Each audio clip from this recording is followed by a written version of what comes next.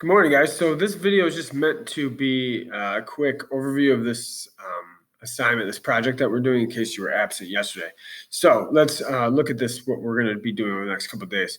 What you're going to be doing is creating a voting rights timeline, okay?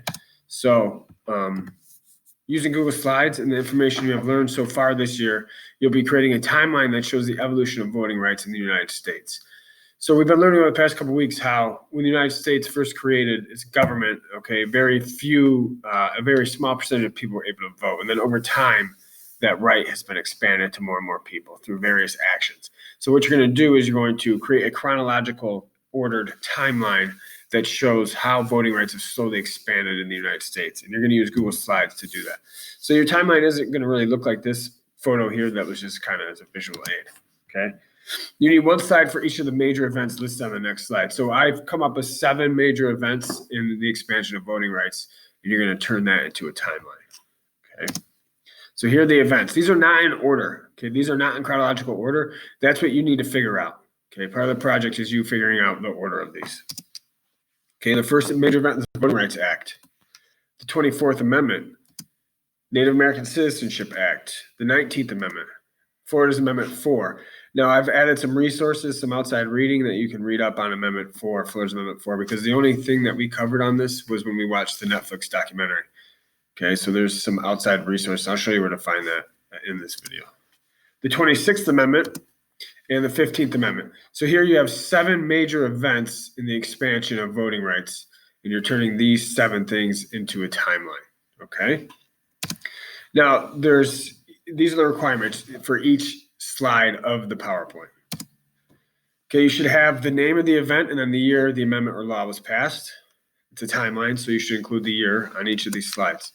A 2 to 3 sentence description of what the amendment or law did.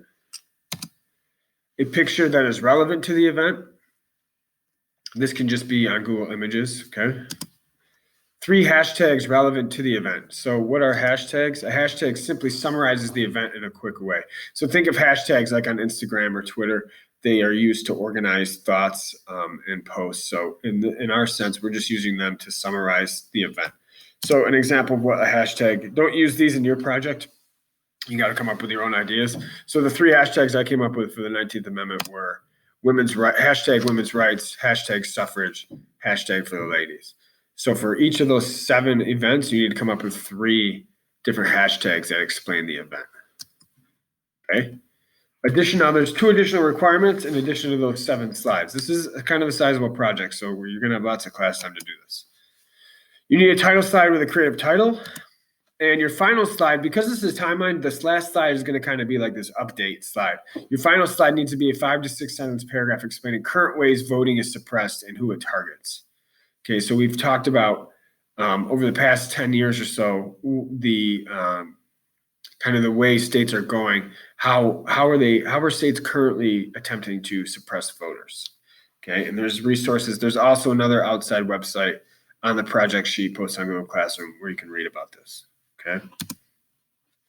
I've uploaded a template you can use, but I'm requiring to start from scratch on Google Slides. So you can use the template. If you are completely lost in how to use Google Slides, feel free to use the template I've uploaded. But please, if you know Google Slides, just start from scratch, create your own, and then when I grade them, they look more creative. There's more variance in how the projects look. So please start from scratch unless you completely are lost on how to use Google Slides. Okay, a good place to start. So the first thing that you should do is figure out which year each event occurred and then title each slide and then begin writing your descriptions from there. So if I go back, okay, so to start, what I would do is look at this list here. It's also on Google Docs, posted on Google Classroom. Figure out which year each of these happened, put the year next to it, and then order your slides. And then you can start. That's a great way to start. Okay. Let's see. We went over the additional requirements. Now I want to show you also the example, the template. So let me go to Google Classroom real quick. Sorry, should have this ready. So you're going to see in Google Classroom, the third period. So here's the assignment right here, click this. This is your template. This is an example of what your final product is going to look like, okay? So if I click present, the first slide is going to be your creative title, okay? And then you go into the name of event 1, the year, your 2 to 3 sentence description, your 3 hashtags, and a picture. Okay, and then you go through each of the 7 events and do that. And then your last slide is your paragraph on current voter suppression, okay? Now the project sheet is also here in Google Classroom. If you look here, basically everything I just explained to you is also in this, on this piece of paper, okay? And here, really important that I haven't mentioned yet, use these resources that I've listed here, okay? So the things that are gonna help you complete this project are class materials, the notes, video questions, articles, etc. that we've done. Quizlet, that's a good place to find your definitions. There's a list of the amendments on this website. There's a description of Florida's Amendment 4 on this website, and then there's information on current voter suppression on this website. So I've listed some resources for you to use, okay? So that's the end of this video. Hopefully this helps you get started on this project if you were absent, okay? You have a great day. Later.